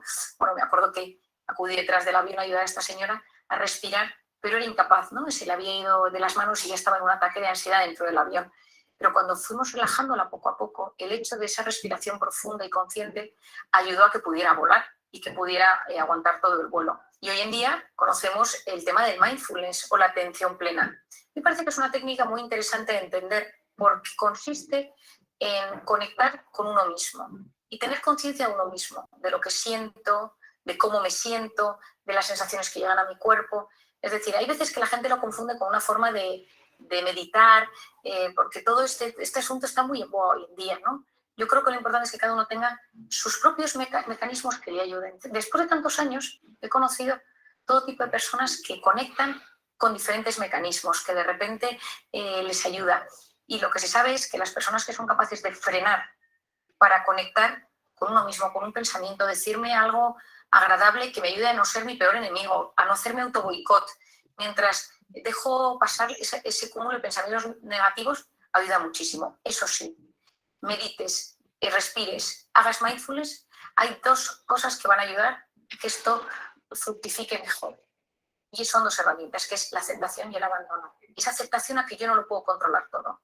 O ese abandono a que a veces nos angustiamos porque parece que o nosotros podemos con todo lo que llevamos en nuestra vida o nos vamos a romper. Y cuando nosotros trabajamos todo este tipo de técnicas, me ayuda a sentirme mejor. Pero si lo que sucede es que yo busco relajarme desde el control, lo que va a hacer eso es generarme un estado de alerta todavía mayor. Y yo creo que conectar mente y cuerpo y saber que en ese punto, a día de hoy yo creo que es de los únicos que conocemos donde hay esa simbiosis tan brutal, donde se unen la mente, la psique, el alma, el cuerpo, todo ello en uno y podemos hacerlo de forma consciente, yo creo que nos abre un mundo apasionante. Por último, me gustaría que compartieras con nosotros y con todas las personas a las que llegue esta charla una idea maravillosa que escribes en tu libro, que es el camino que tenemos todos por delante para llegar a nuestra mejor versión. Bueno, como hablábamos a lo largo de esta charla, nosotros a veces estamos en modo alerta. Y cuando estás en modo alerta, vas en modo supervivencia. Y supervivencia es conseguir cada día sobrevivir a lo que va a pasar. Hijos, trabajo, dinero, salud, lo que sea. Y ahí es muy difícil conectar contigo mismo. Hemos hablado de maneras a lo largo del día para desconectar de ese modo alerta y conectar con ese sistema parasimpático. Pero esto es completamente necesario. Pero también en la vida a veces precisamos conseguir un momento de pausa. Un fin de semana, una semana, 15 días, donde de repente nos, entre comillas, retiremos del mundanal ruido para poder decir, ¿yo qué quiero conseguir en esta vida? ¿Cuál es mi sentido? ¿Cuál es mi ikigai? ¿Cuáles son las respuestas a las grandes preguntas? ¿La tengo o no la tengo? Mi angustia, pensar en algo más. Y ahí tengo que verme a mí en perspectiva, en 3D, en 4D, en 5D, y ver hacia dónde me dirijo y buscar sacar lo mejor que llevo dentro. Esa es tu mejor versión del que yo tanto hablo. Y hago una ecuación matemática, que me parece que pocas cosas se puede usar menos matemáticas que en psicología y en psiquiatría, pero me gusta esta ecuación matemática porque puede ayudar a comprendernos. Tu mejor versión sería una suma entre los conocimientos, lo que yo aprendo, lo que yo estudio, lo que yo sé, más el proyecto de vida, es decir, tener unas metas en la vida, saber hacia dónde me dirijo, más la voluntad, es decir, esa corteza prefrontal, esa capacidad de posponer la recompensa, ese orden, conocimientos, más proyecto de vida, más voluntad, y todo ello multiplicado por la pasión. La pasión multiplica, el resto suma. ¿Qué es la pasión? La pasión es poner el corazón en lo que uno hace. El mundo está lleno de gente que no le mete pasión a la vida. El mundo está lleno de gente que no le pone el corazón a lo que hace. Y todos los trabajos pueden transformar la vida de las personas y la de uno mismo. Pues la mejor versión consiste en que si eres médico, periodista, si eres ama de casa, si eres te cuidas a tus niños, tengas el trabajo que tengas, tienes la oportunidad de transformarte y transformar a los demás si utilizas ese corazón. Pero para eso necesitas en algún momento frenar, reflexionar sobre tu vida, reflexionar sobre lo que sabes, reflexionar sobre tus metas, reflexionar sobre esa voluntad, ese orden, esa constancia, poner un poco todo en perspectiva y de esa manera es mucho más fácil que saques tu mejor versión.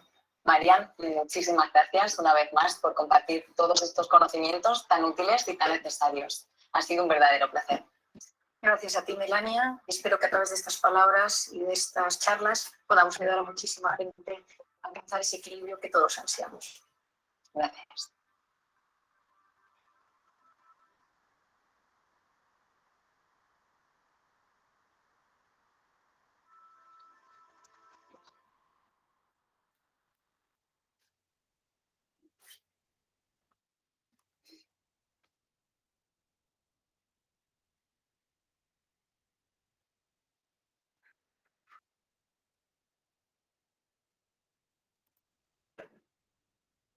Muy bien.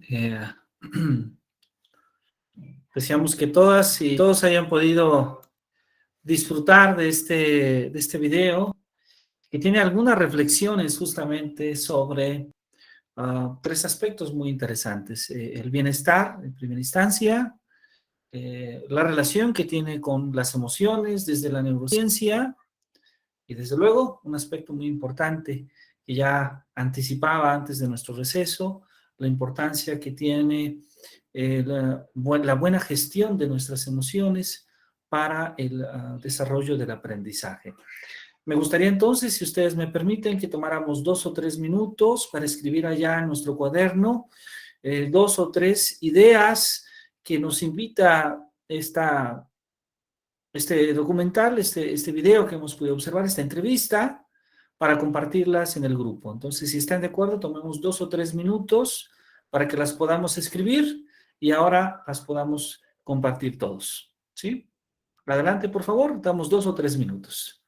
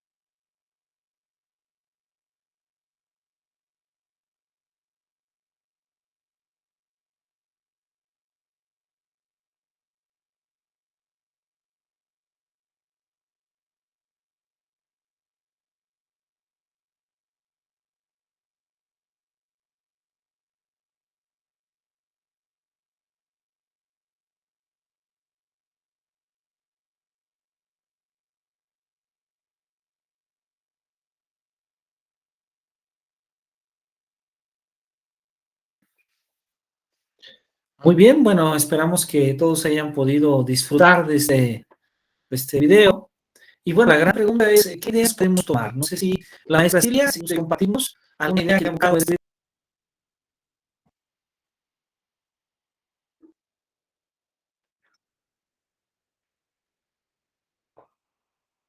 Perfecto, parece ser que el maestro Misael levanta la mano. Por favor, maestro Misael, adelante, si es tan amable.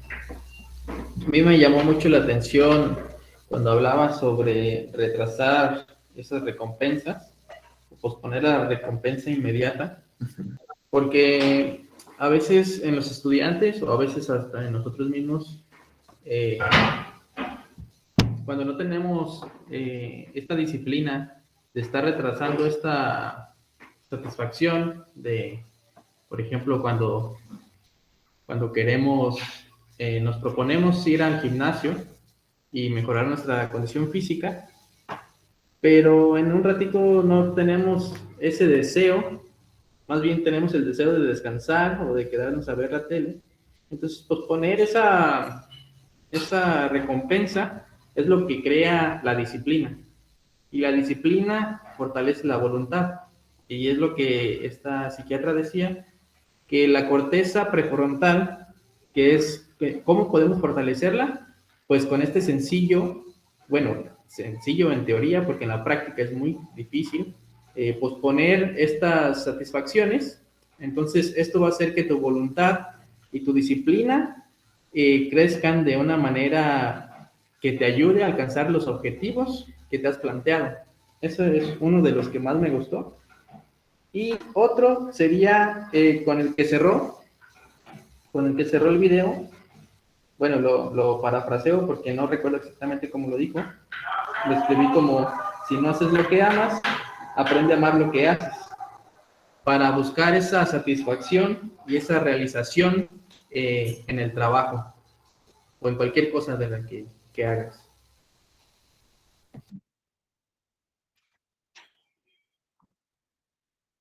Muy bien, excelente, excelente. Muchísimas gracias. Le agradezco mucho, profesor Misael.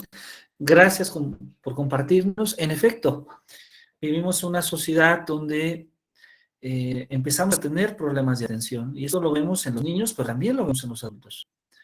Eh, cada vez es más difícil estar en una clase donde no pongamos suficiente atención a los distractores, donde no perdamos la atención del flujo de ideas o de la sesión de clase. Esto lo vivimos los adultos y desde luego que en los jóvenes y en los niños es aún mucho más fuerte. Muchas gracias, profesor Misael. ¿Alguien más desea compartir alguna idea esencial de este video?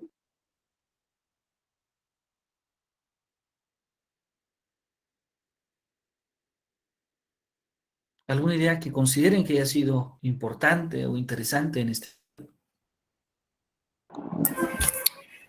A mí me gustó mucho la parte donde mencionaba que el antídoto para el sufrimiento pues es el amor. Entonces me quedo con esa parte. Creo que es muy importante el amor propio y también, como mencionaba, el amor de pareja, el sentirte amado, de alguna manera ayuda mucho a equilibrar ciertos problemas que tiene uno día a día y que es el motor. A final de cuentas, ¿para qué? Pues para no estar, digamos, afectando a nuestro organismo, o sea, tener emociones de amor o emociones positivas ayuda mucho a que nuestro organismo no enferme, que no estemos, decía ella, segregando esta cortisol y que nos enferme, que nos inflame nuestro organismo. Entonces, bueno, fue la parte que más me gustó.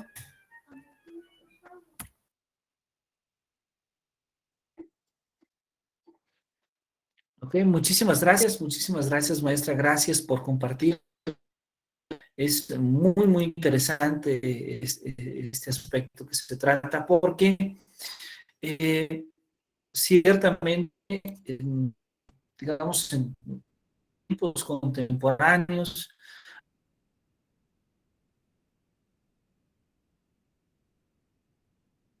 nos hemos vivir una vida cada vez y también una vida más en alerta.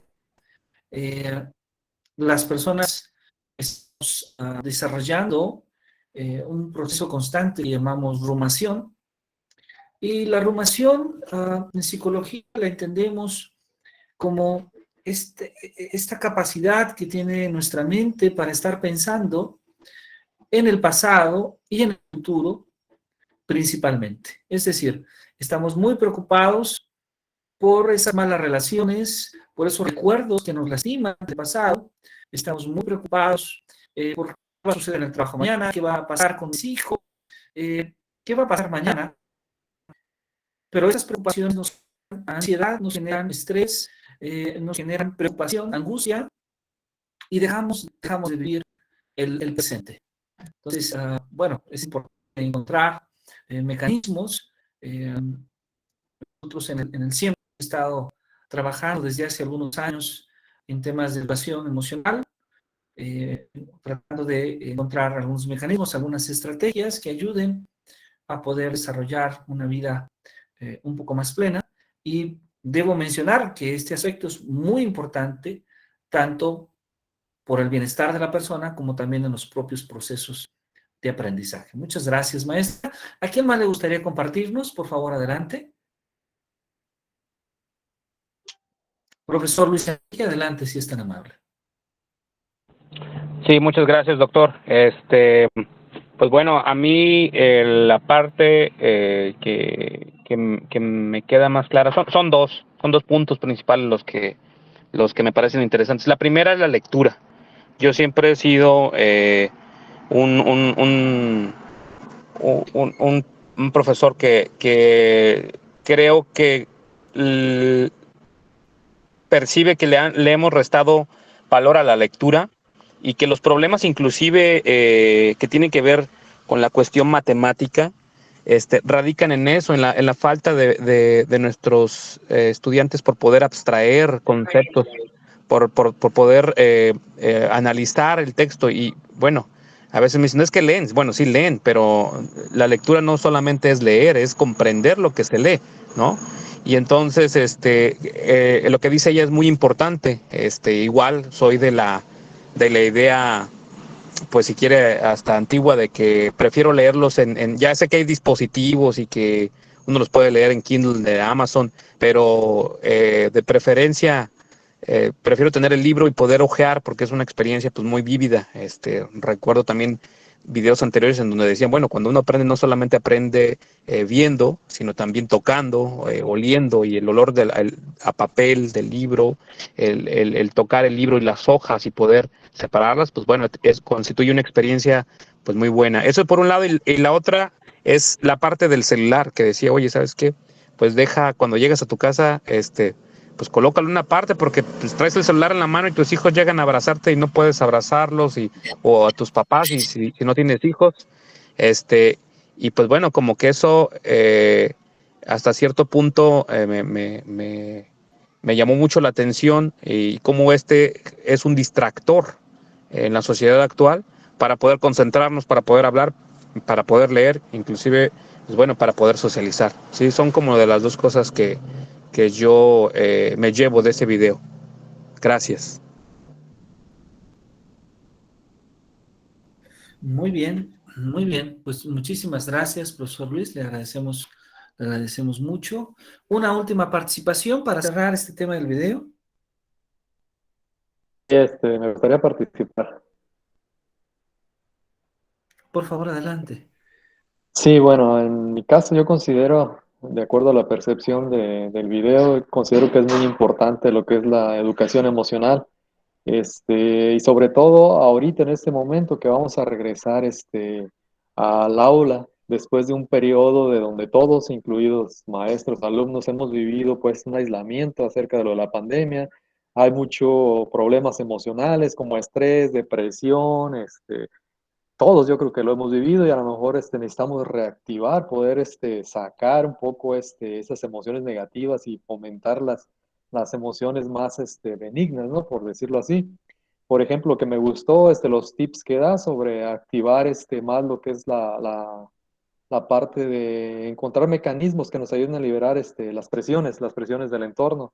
Por ejemplo, yo estaba leyendo el lineamiento de condiciones académicas de los institutos tecnológicos. Hay un artículo que nos lo aplican así a rigor, el artículo cuarto en la fracción 9, donde dice el docente debe de hacer docencia, investigación y vinculación, y dejan aparte algo que dice ahí, y difusión de la cultura. Ningún maestro lo hemos hecho, únicamente nos hemos enfocado en docencia, investigación y vinculación, y la parte de la difusión de la cultura no la hemos hecho, entonces considero que eso lo podemos tomar para hacer algo, por ejemplo, hacer por ejemplo, algún club de ajedrez, algún club de soldadura, de electricidad, no sé, de básquet, de lo que sea. Me imagino que eso por ahí podría servirnos, y a lo mejor podríamos, inclusive hasta liberar horas, ¿no? También como docentes, y también nosotros encontrar un enfoque para poder, pues no siempre estar estresados ahí, haciendo todo esto, ¿no? Sino también, a partir de ese punto que se llama difusión de la cultura, poder sacar algo y que sea productivo. Es mi aporte. Claro que sí, profesor Sócrates. Yo creo que este es un aspecto muy importante porque en muchas ocasiones las escuelas de ciencias o las escuelas donde hay una formación científica, me estoy refiriendo a ingenierías o escuelas de ciencia en general, hacen demasiado énfasis en la formación científica. Pero en ocasiones este énfasis tan importante, vamos a decir, tenemos que llevar muchos cursos de cálculo, muchos cursos de álgebra lineal, muchos cursos de análisis. Es importante, es bueno, pero en muchas ocasiones se hace demasiado énfasis a ese aspecto y se descuida la formación del ser humano, se descuida la formación de la persona en un sentido mucho más integral. Hay muchos modelos, muchos estándares, sobre todo en universidades en el extranjero, que demuestran una tendencia generalizada hacia una formación mucho más integral, no solamente una formación estrictamente en un campo de conocimiento específico. ¿Sí? Es decir, podemos formarnos en la física, podemos formarnos en la biología, podemos formarnos en las matemáticas, pero no solamente tener clases de física o de química, sino también dar espacio al arte, darle un espacio a la recreación, darle un espacio a la tutoría para poder encaminar y formar de una mejor manera a nuestros estudiantes. Muchas gracias a todos por su valiosa participación. Y bueno, si ahora me permiten, voy a proyectar un poco en estos minutos que nos restan de curso. Y bueno, vamos a hablar ahora, tratar de llegar a una reflexión final. Un minuto, por favor, nada más en lo que abrimos este archivo.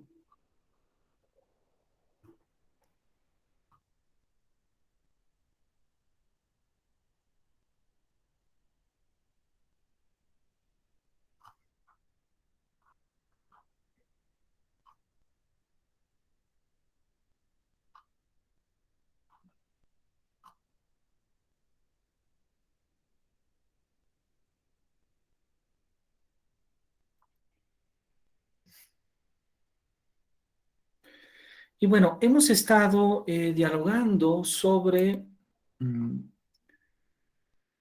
la enseñanza, poniendo un énfasis muy especial en el campo de la ciencia, pero creo que un recurso que también podemos utilizar, y un recurso que es prudente utilizar, de hecho, saber si es posible que todos puedan ver ya la presentación. Les agradezco mucho si me pueden confirmar.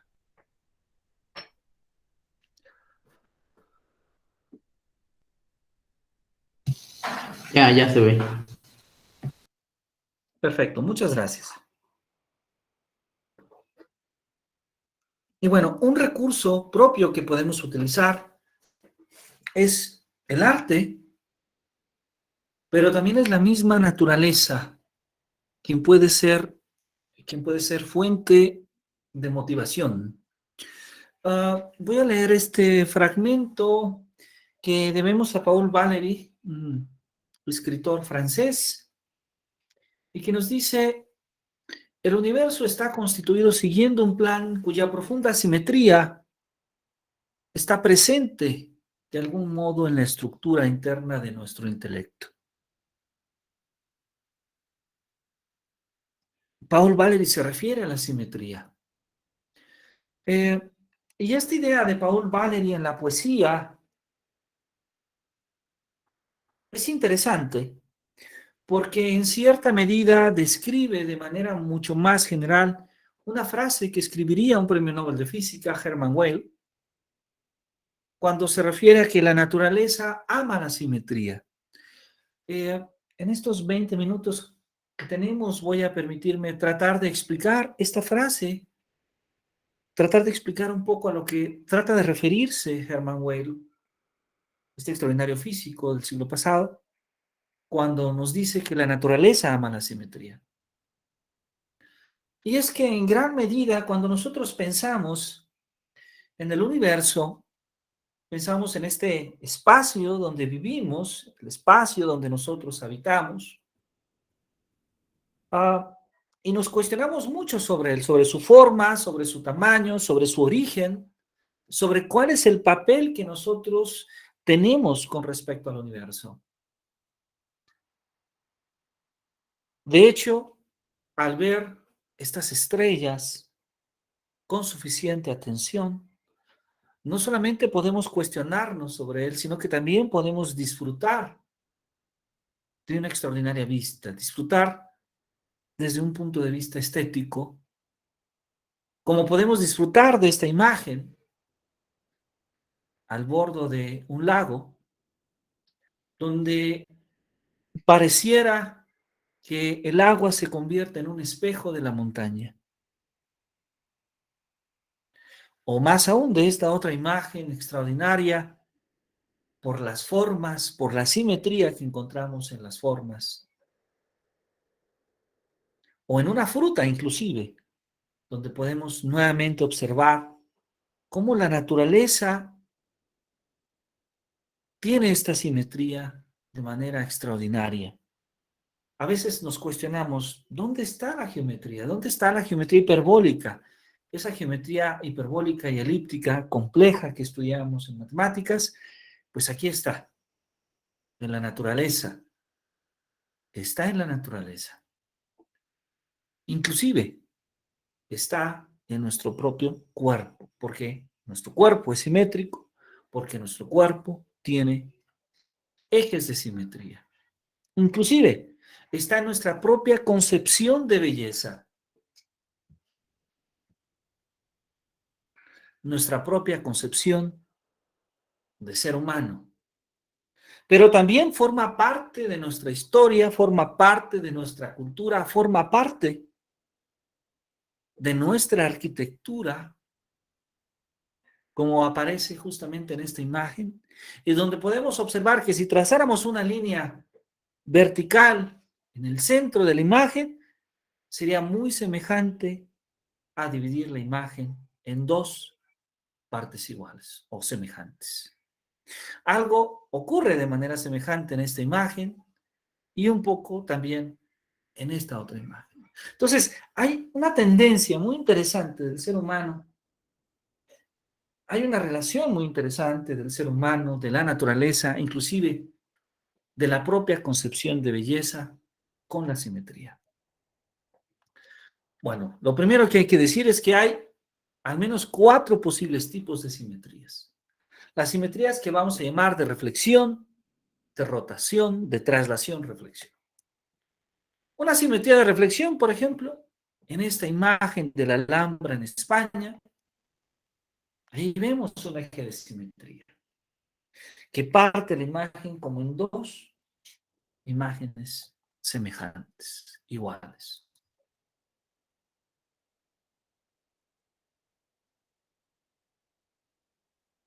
O por ejemplo, esta otra imagen sumeria,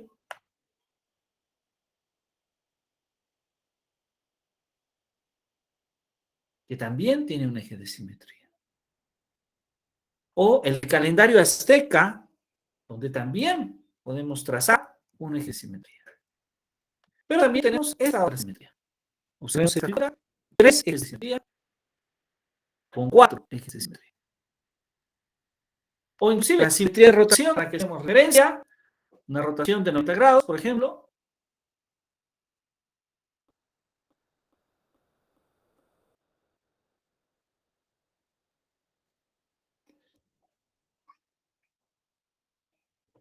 una simetría de rotación de 60 grados.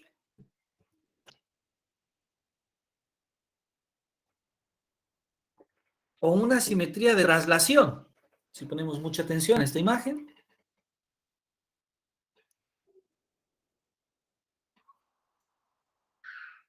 Ahí se ve la simetría de traslación. O una simetría de traslación-reflexión. Observemos esta simetría.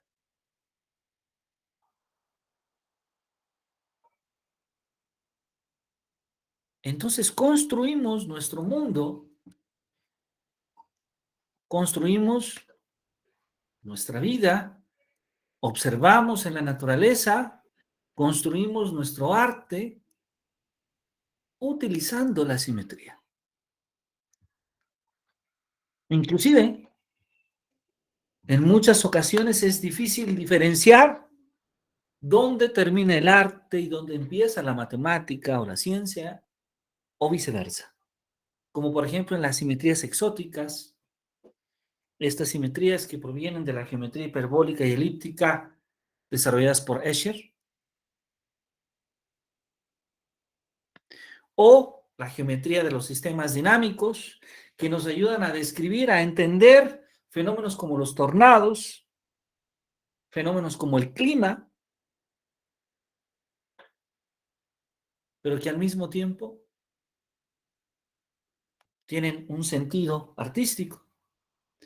O también los fractales, cuando observamos que un patrón se puede repetir una infinidad o una cantidad finita suficientemente grande de veces, como por ejemplo el triángulo de Sierpinski,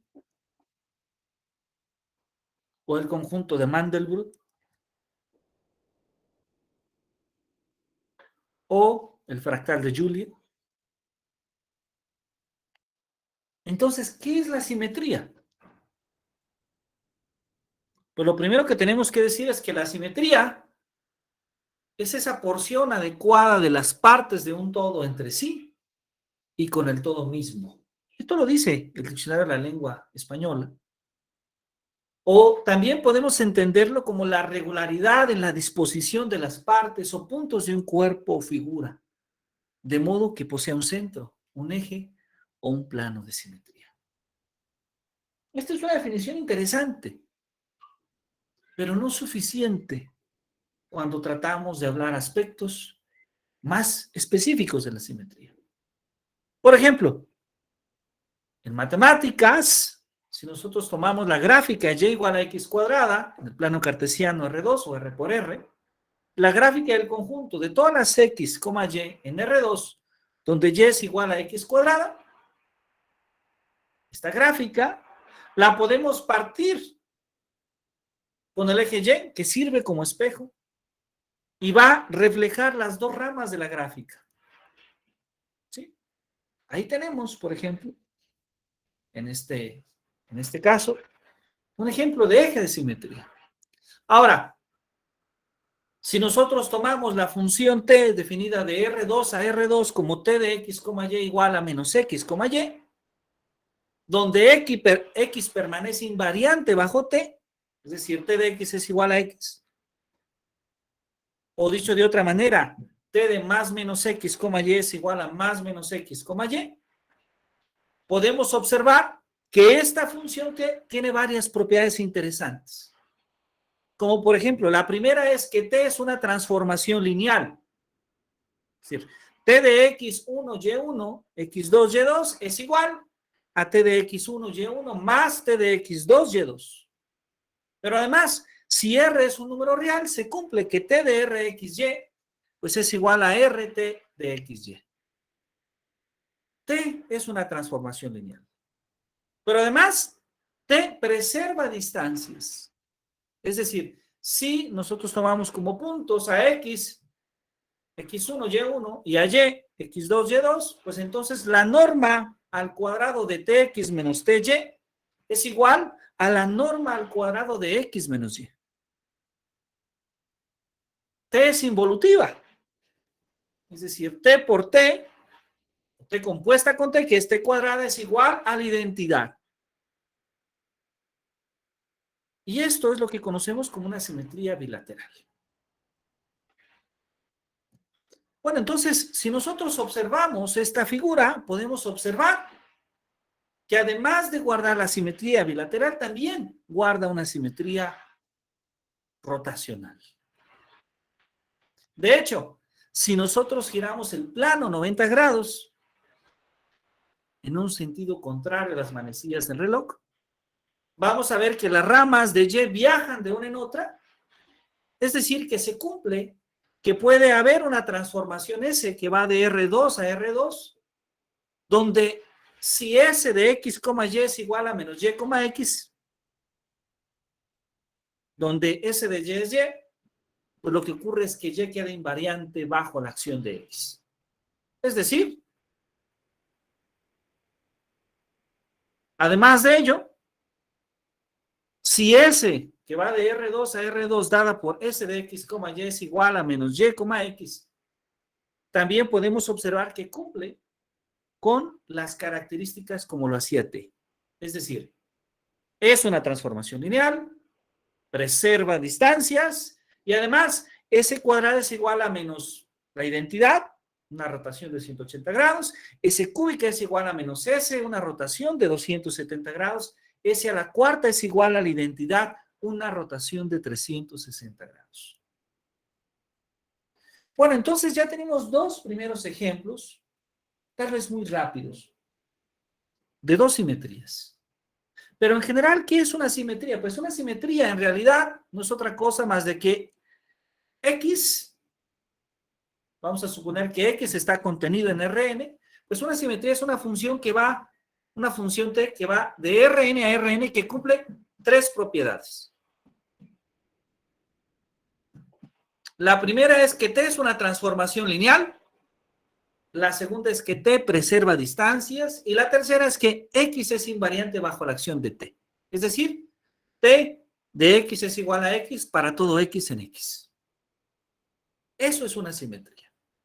Y además, una simetría cumple con tres condiciones muy interesantes. Si S y T son simetrías de un objeto X, entonces S compuesto con T, T compuesto con S, S a la K, T a la R y la identidad también son simetrías.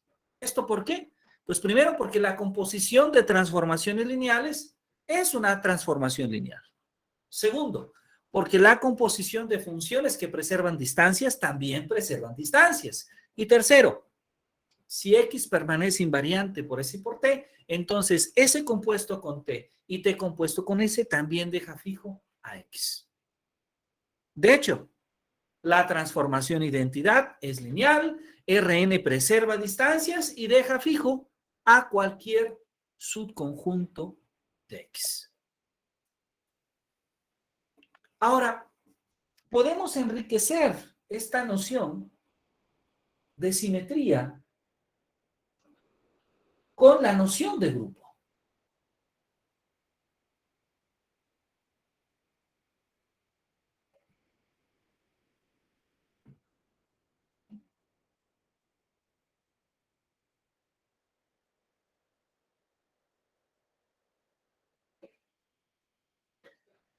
La noción de grupo que nos dice que es un conjunto G con una operación que cumple estas cuatro condiciones. La primera es que si G y H son elementos de G, entonces GH o H compuesto con G es un elemento de G.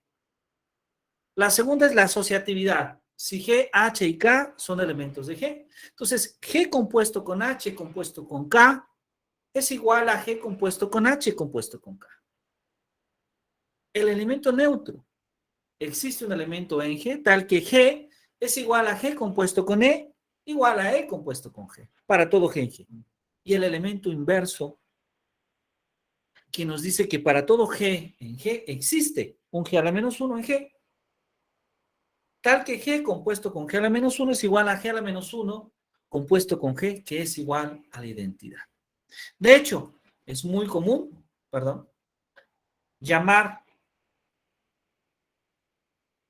a Gx al conjunto de todas las simetrías de un subconjunto X de Rn. ¿Sí? Repito, es común llamar a Gx al conjunto, de hecho, al grupo de todas las simetrías de un subconjunto X de Rn. Entonces, la pregunta que proviene, de hecho, una pregunta natural, cuando estudiamos un fenómeno en la física, cuando estudiamos un fenómeno en la biología, cuando estudiamos un fenómeno en la naturaleza, es ¿qué simetrías guarda ese conjunto que forma parte de RN?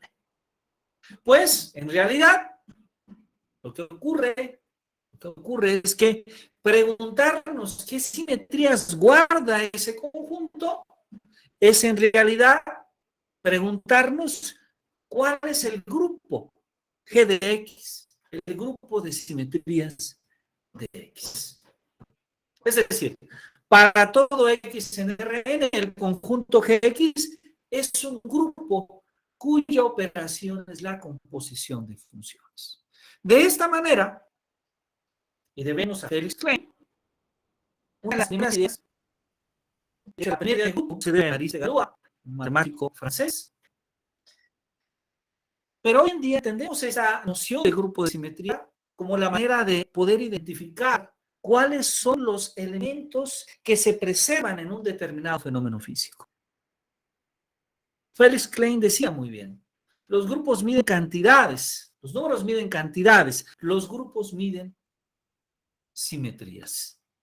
¿Y quiénes han contribuido al desarrollo de esta teoría? Pues grandes personajes, Gauss, Riemann, Lobachevsky, Barjail, Sopsny. De manera que nosotros podemos construir grupos si consideramos un conjunto finito y además consideramos todas las funciones biyectivas entre ese mismo conjunto, que llamamos sigma C. De hecho, este conjunto sigma C es un grupo bajo la composición de funciones que comúnmente llamamos el grupo simétrico del conjunto C y que tiene n factorial elementos. A Cayley debemos la demostración de que todo grupo finito es isomorfo a un subgrupo del grupo simétrico de n elementos. De manera que nosotros podemos estudiar, a permitirme avanzar estas láminas, por una cuestión de tiempo, creo que no nos va a permitir discutirlas, pero me interesa llegar a una conclusión final, si ustedes me permiten. De manera que cuando nosotros estudiamos un fenómeno físico, nosotros podemos cuestionarnos sobre cuáles son las simetrías de ese fenómeno. Es decir, considerando que hay ciertas cantidades físicas que son variables, ¿cuáles son aquellas cantidades que bajo ciertas condiciones no cambian o son invariantes? Esto ha sido fundamental en los trabajos de Emil Noether, quien descubre justamente que entonces esta es una de las características de las leyes de conservación. Es decir, una ley de conservación está asociada justamente a la noción de cuáles son los invariantes, las cantidades físicas invariantes en un determinado fenómeno. Y estas invariantes a su vez están conectadas hacia una noción de simetría, hacia la noción de encontrar un grupo de simetrías. De tal manera que en la física, que en el estudio de la naturaleza, la búsqueda de esas fuerzas fundamentales, la búsqueda de estos principios universales o leyes de conservación, pues está estrictamente relacionada con encontrar los grupos de simetría. Este es un ejemplo, entonces, de cómo se gesta esa conexión tan interesante entre la ciencia, entre las matemáticas como un lenguaje para poder comprender la ciencia, para poder comprender un poco la naturaleza. Pero por otra parte, en nuestro curso, creo que un aspecto que hemos situado de manera constante ha sido el hecho de poner atención no solamente en la propia construcción del conocimiento científico, no solamente en la propia construcción de cómo se hace la ciencia, sino también en cuáles son los elementos que debemos de considerar para la enseñanza de la ciencia. Y creo que en este sentido, algo que Freudenthal hace mucho hincapié es, sí, la ciencia tiene una estructura, hay una manera en la cual construimos el conocimiento científico, pero necesitamos adecuarlo. ¿A qué? Necesitamos adecuarlo a las características, a los estilos, a los intereses de nuestros estudiantes. Y creo que ahí a lo largo de esta semana hemos podido hablar de algunas ideas que podemos utilizar en el salón de clase y que esperamos hayan sido del interés de todas y todos ustedes. Y bueno, con ello yo agradezco su participación en esta semana de trabajo. Sé que ha sido una semana intensa para todos. Deseamos que hayan podido disfrutar este curso y agradezco a cada uno de ustedes su participación, como también agradezco al Instituto Tecnológico de Cualcomán la oportunidad de poder colaborar y de poder dialogar un poquito sobre la enseñanza de las ciencias. Creo que en el tintero nos quedan cosas todavía por decir, nos ha quedado tal vez un tiempo reducido, al final una semana, para poder hablar de otras perspectivas que también hay relacionadas a la enseñanza de las ciencias, pero esperamos que al menos tópicos que hemos atendido en esta semana pues sean de utilidad y tal vez algunos de motivación para emprender nuestra práctica docente. Yo de antemano agradezco a cada uno de ustedes por su trabajo y su participación a lo largo de esta semana. Muchas gracias, doctor. Muchas gracias a ustedes.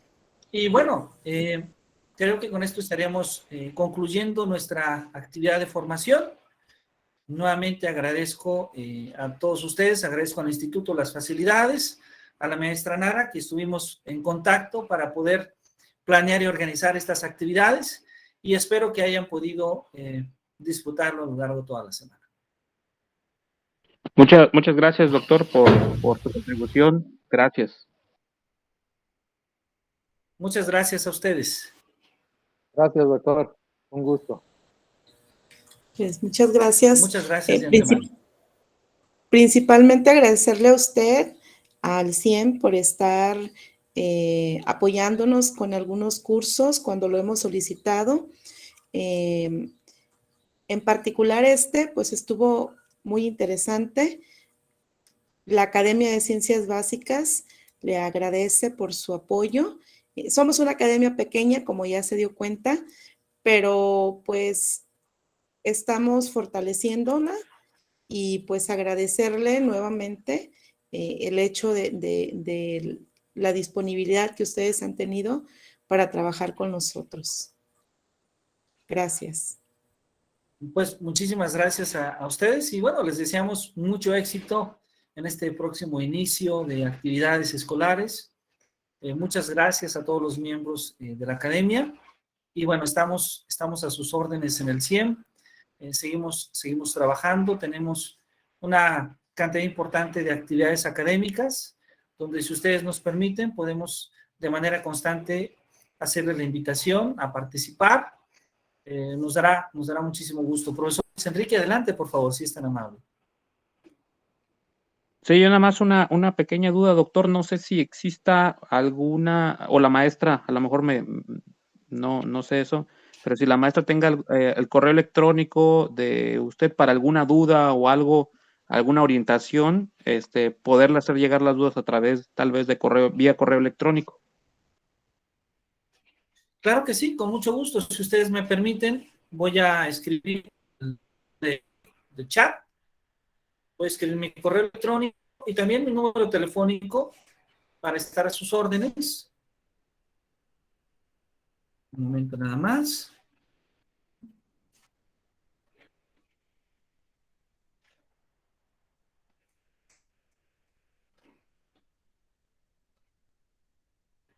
Muy bien, ahí ese es mi número telefónico.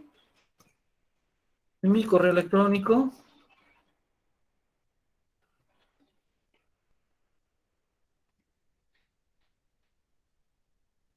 Y ya está. Muy bien. Bueno, pues nuevamente les agradezco mucho a todas y a todos ustedes y agradezco mucho si pudiéramos escribir en el chat antes de, digamos ya como despedida, cuál ha sido su perspectiva del curso, sus comentarios a sus servidores son muy importantes. Yo haría algo así como una especie de pregunta general, ¿qué aprendimos en este curso? Que de manera breve lo pudiéramos escribir en el chat. Muchas gracias nuevamente, les agradezco mucho y deseo que tengan mucho éxito en este reinicio de las actividades académicas y muchas gracias por su participación.